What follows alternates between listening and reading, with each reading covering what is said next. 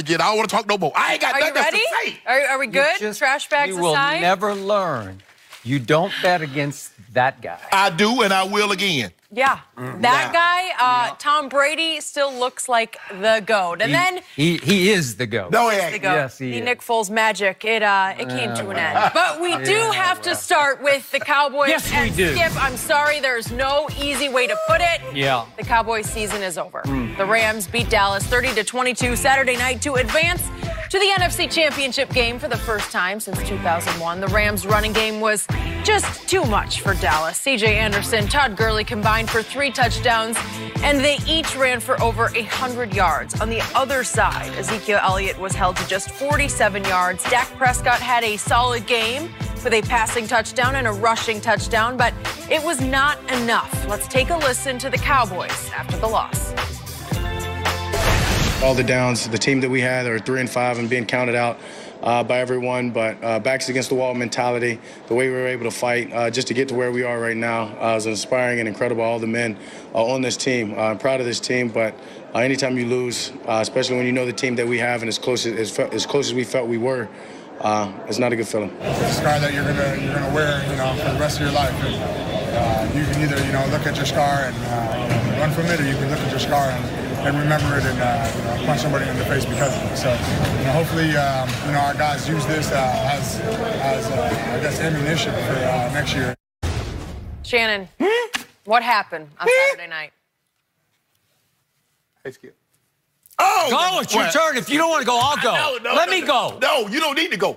You don't need to talk for the next 15 minutes. Well, once I start, I'm not going to stop. What happened was the Rams offense and defensive line, they dominated.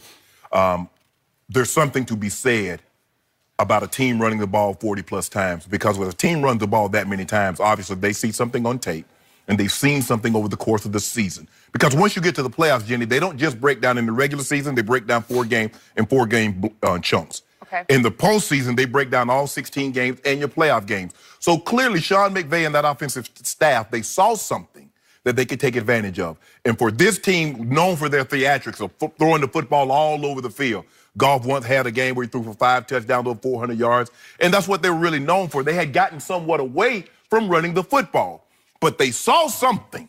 Even though the picture-perfect performance they had last week against Seattle, who was the #1 running team, Sean McVay said, I will not be deterred. Ooh, Skip.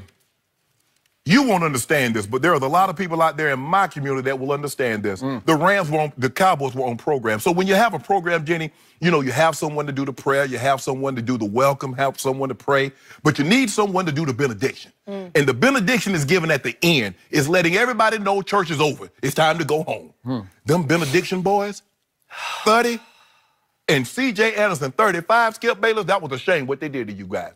At the end of the first quarter, and midway through the second quarter, they shut him down. Vander Esch did not want any more C.J. Anderson. What, Jalen Smith? What are you talking about? Whoa, let me put it. He didn't want any more? Did he wave out of the game? Stop it! They took him out of the game for no apparent reason. Go ahead. Go ahead. He didn't want any more. How do you know he didn't want it? He wants all of the above. Please. He want that smoke? Yeah. So in other words, what happened before I was so rudely interrupted? Lord have mercy. Before I was rudely interrupted, Skip, and that was totally unnecessary. Yes. C.J. Anderson, he came in, he got it started. Yeah, long-time Ram, C.J. Anderson. Skip. Right? You want to go? Yeah. Do you want to go? Go ahead, Skip. Good draft choice by the Los Angeles Rams. Go ahead, you go. Anyway, go ahead. No, I want to hear. I want to hear from the Hall of Famer. All you've done is interrupt me so many times, so go ahead. No, I'm done. I'm done. Go ahead. Go ahead, I'll go after you. Go ahead. Seriously? Yeah, I'm serious. Okay, I'll go.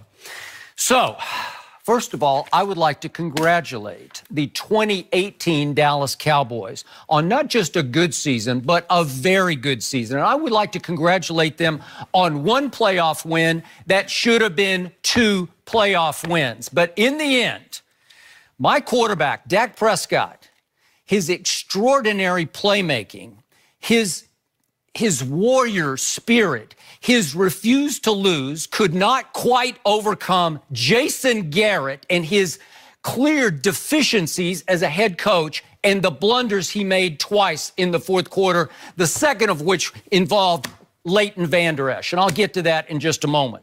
But the point here is, did I hear one analyst all week long last week predict that the Rams were going to run wild on the Cowboys? Because all I heard was that the Cowboys possibly could run wild on the Rams. Am I right about that? No, that's what you said, because they gave up 5.1 a carry, and that's what Zeke averaged. You said that. Okay, no, that's what the stat said, because 5.1 was the league worst yards per rush that they had given up.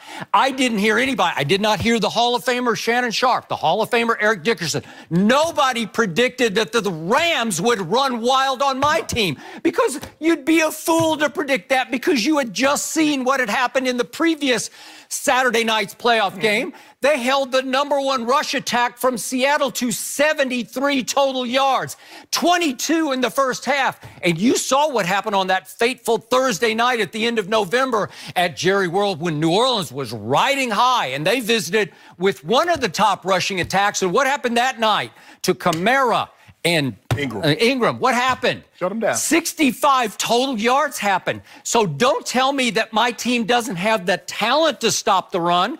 My team just wasn't ready to stop the run. Why because not? you know and I know, stopping the run has a lot to do. It's like playing defense in the NBA or rebounding in the NBA.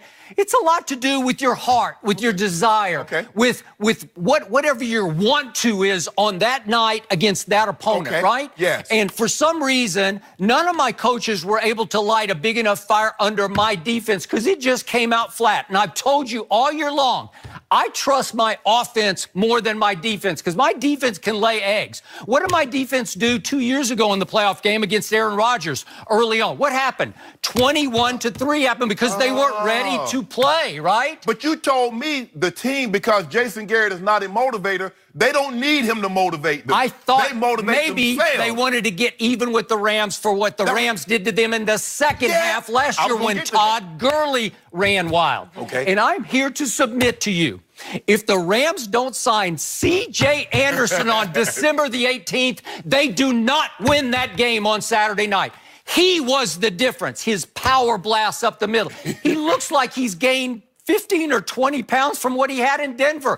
And it's good weight. It's like fullback weight. I don't know if it's good weight, but if he's gained weight. He's gained weight. But he was just like a bowling ball knocking over unmotivated pins. Am I right? He might be a shorter Mike Tolbert. Do I? But he goes for 123 on 23 bursts up the middle, and it changed the whole game. I didn't see it coming, but I should have seen it coming.